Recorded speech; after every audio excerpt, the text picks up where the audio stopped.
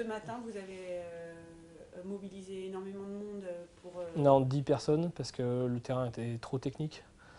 Et c'est pas une coulée d'avalanche classique, c'est une, euh, une succession de barres rocheuses, de crevasses, de terrains glaciaires.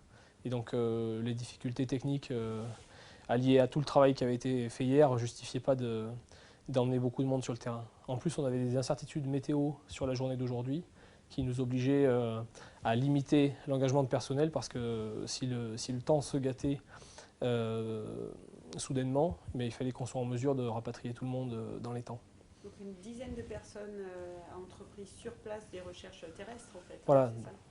Et comment ça s'est passé? Racontez-moi, en fait, le Donc, déroulement de la matinée. par rapport à la journée d'hier, où on a travaillé à 10 gendarmes toute la journée, on a identifié 3 zones préférentielles en fonction des indices qu'on a trouvés hier, donc des skis, des bâtons. Ce qu'on n'a pas pu faire hier, on a recommencé aujourd'hui.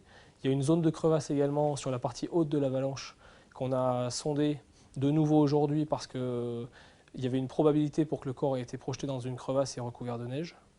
Et ensuite, en bas du dépôt d'avalanche, vers 2200-2500 mètres d'altitude, il y a une couche nuageuse hier qui nous a empêché de faire des recherches.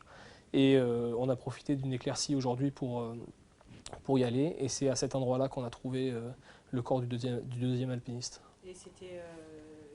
enfin, vous vous doutiez que vous le retrouveriez mort ou pas? Oui, on n'avait plus vraiment d'espoir de retrouver des gens vivants. Maintenant, évidemment, pour la famille, il était important de retrouver le corps du second. Mais la violence de la chute laissait aucune chance ni à l'un ni à l'autre. En fait, ils ont été pris, les deux hommes, dans une avalanche. C'est ça qui... C'est en redescendant du dôme de Miage qu'ils ont...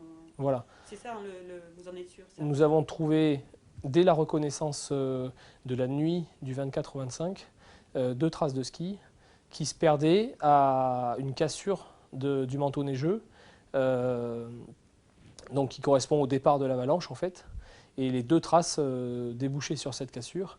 Donc c'est vraisemblablement à leur passage que la plaque avant a cédé et est partie en balayant toute la face et en les emportant donc dans la chute. D'accord. Et cette avalanche, elle a eu lieu du coup, vous avez une idée?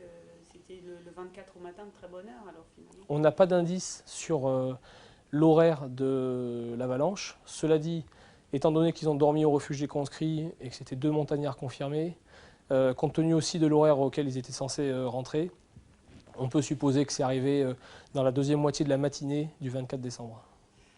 Il s'agissait de deux frères jumeaux.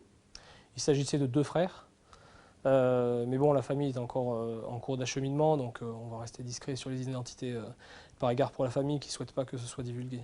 D'accord. En tout cas, jeunes.